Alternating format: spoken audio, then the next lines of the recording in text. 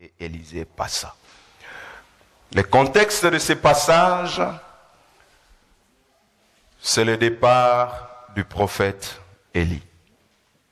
Après avoir accompli tout ce qu'il a accompli, après avoir réalisé tout ce qu'il a eu à réaliser, Dieu l'a pris. Mais avant son départ, il faisait son chemin avec son disciple de tout le temps, Élisée. Et pendant qu'ils marchaient ensemble, au fait, pendant que lui, il partait selon les directives que Dieu lui donnait, Élisée s'est attaché à lui. Élisée a dit à Élie, je ne te laisserai pas, ton âme est vivante, je ne te laisserai pas. Il s'est accroché parce qu'en réalité, Élisée voulait quelque chose. Il voulait quelque chose. Jusqu'à ce que Élie a compris cela, il lui a posé la question, demande ce que tu veux. Il lui a dit, je veux le double portion de ton esprit. Élie lui dit, ce que tu demandes est difficile. Mais si tu me vois quand je veux partir, cela te sera accordé. Ce que tu demandes est difficile. Mais si tu me vois quand je serai parti, tu l'auras. La promesse est là. Plutôt la demande a été présentée. La promesse a été accordée. Mais sous condition. Vois-moi.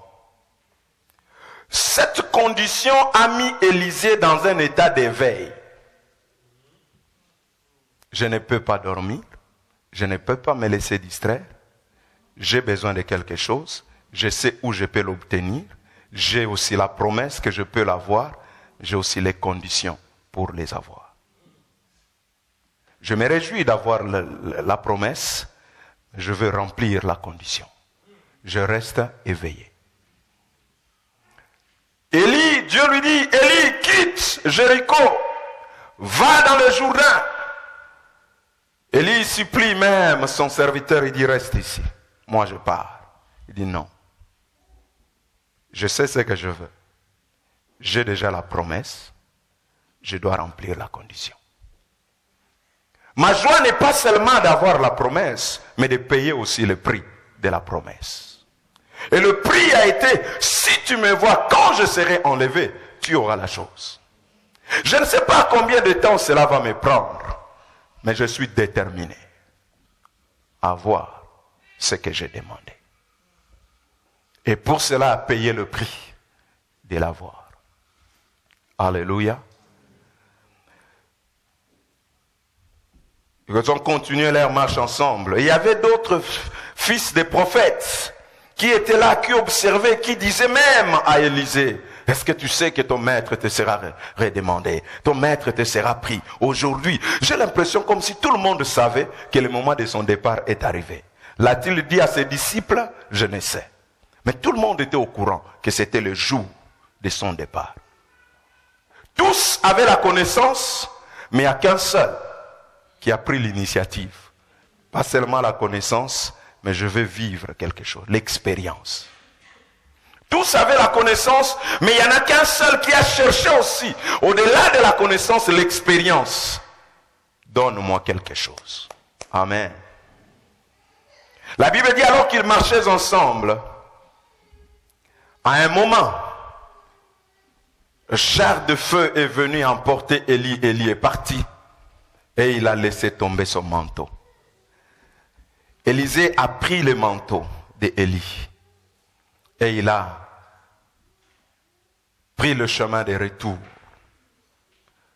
Quand ils étaient avec quand il était avec Élie, devant le Jourdain, Élie avait frappé le manteau, l'eau s'est séparée, ils ont traversé. Il y avait quelqu'un. Mais là, Élie n'est plus, mais les difficultés sont toujours là. L'absence d'Élie dans la vie d'Élisée n'a pas annulé les obstacles et les difficultés. Les Jourdains étaient toujours là.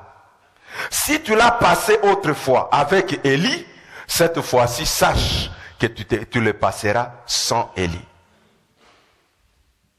Il était avec Élie, ils ont traversé l'obstacle. C'est bien. Élie est un homme de foi. Mais maintenant, il n'est plus là. Mais l'obstacle est toujours là. Le Jourdain est là.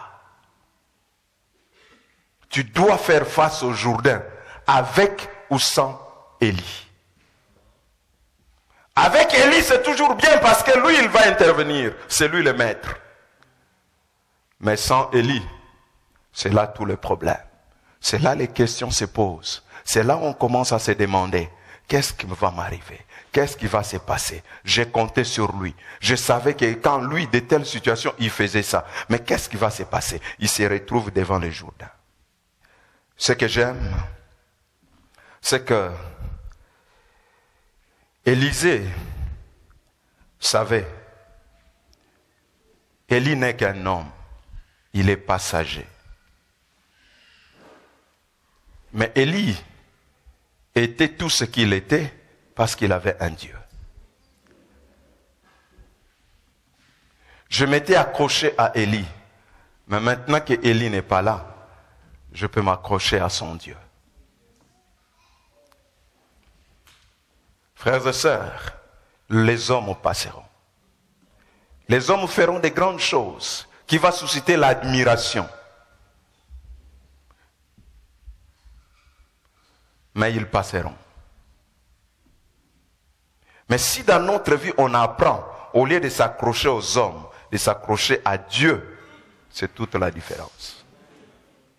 Les hommes avec qui nous avons accompli des exploits, qui étaient des modèles, des exemples pour nous, passeront. Les hommes qui, dans les difficultés, nous ont aidés, nous ont encouragés, ils se sont battus pour nous trouver des solutions, ils passeront. Parce que si hier, tu étais un disciple, aujourd'hui, tu es appelé à devenir un maître. Les hommes vont passer, mais les problèmes vont rester. Les défis vont rester. Heureusement pour lui, il a su. Et quand il se trouve là devant la mer et devant le Jourdain, il lève le manteau et il crie, « Où est l'Éternel, le Dieu d'Élie ?» Il n'a pas dit, « Où est Élie, le serviteur de l'Éternel ?» Élie n'est que serviteur. Il peut susciter l'admiration, mais il reste serviteur. Il peut susciter un certain engouement, mais il reste serviteur. Mais le Dieu d'Élie, il ne passe pas. Il ne change pas. Il est le même. Élie est passé, mais son Dieu reste toujours.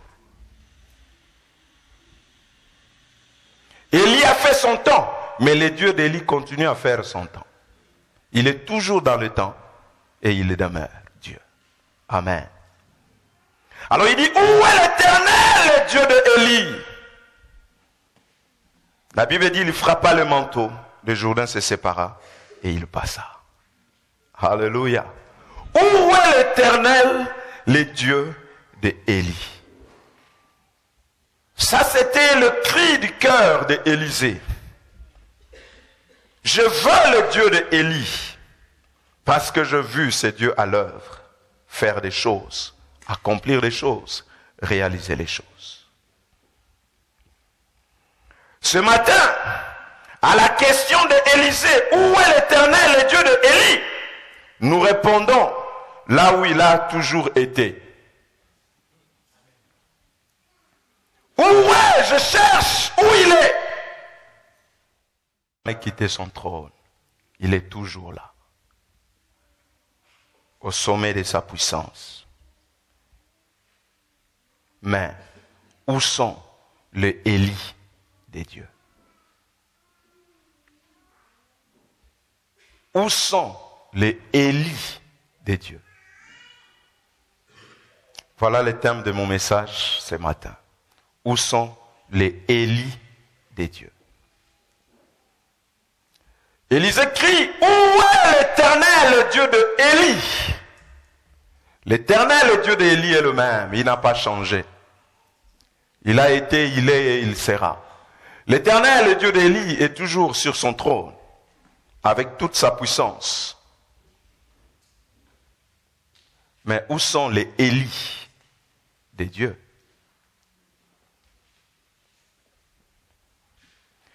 Le problème n'est pas dans les dieux d'Élie, mais dans les Élis des dieux. Église, où sont les Élis des dieux? Les hommes et les femmes par qui Dieu peut se révéler encore au monde aujourd'hui. Où sont les Élis de Dieu? Les hommes et les femmes qui sont prêts à porter la vision de Dieu et à la défendre. Élie était un homme sans histoire, mais qui a su marquer l'histoire. Alléluia. Où sont les Élis de Dieu? Les hommes sans histoire, sans soutien, sans aide, mais qui savent marquer l'histoire. Élie, rejeté par sa nation, mais avec Dieu, il a su révolutionner des générations. Quand il est venu avec son message, il n'y aura pas de pluie, tout le monde l'a rejeté. Nous ne voulons pas de toi ici, Élie. Mais avec Dieu, il a su marquer des générations. Il est encore un modèle jusqu'aujourd'hui. Un homme nous disait, le problème, ce n'est pas là où on t'a jeté, mais là où tu es tombé. Parce que la Bible raconte l'histoire, un jour d'Élisée, il était mort et on l'a enterré. Et des hommes sont venus avec un cadavre pour enterrer un mort à côté des sépulcres d'Élisée. Pendant qu'ils étaient en train de faire toute leur cérémonie, ils portaient leur mort pour l'enterrer, il y a eu guerre, les envahisseurs sont entrés. Alors que les ennemis, dans cette peur, la Bible dit quand cet homme qu'on a jeté, qu'on a abandonné est tombé, il est tombé sur les ossements d'Élisée. Et ils reprirent vie. Oh Seigneur, j'imagine le retour de cet homme dans leur village. Le problème dans la vie, ce n'est pas ceux qui t'ont jeté, mais là où tu es, il est tombé sur les os d'Élisée. La Bible dit, et ils reprirent vie. Ceux qu'il avait abandonnés, laissés, ils sont allés raconter, Dieu, oh, bon, sûrement les oiseaux du ciel, et tout ça, les corbeaux vont s'occuper de lui. En tout cas, comprenez-nous. On ne pouvait pas faire autrement. On devait sauver notre vie. Lui, il est déjà mort. Qu'est-ce qu'on va faire de lui? À leur grande surprise. Était-il au soir? Puisqu'au soir, souvent, les gens étaient se retrouver autour du feu, se raconter des histoires. Ah, mais bon, c'est ça, et il est mort, qu'est-ce que nous on va faire? Mais le monsieur entre dans le village. Il entre dans le village. Quelle débandade, quelle surprise. Waouh, ceux qui s'est précipité déjà à aller récupérer l'héritage. Non, moi je prends ceci. Si c'était chez nous les Africains, les oncles se posent. Non, on prend cette maison. Non, la femme, dehors. Les enfants, dehors. C'est nos biens.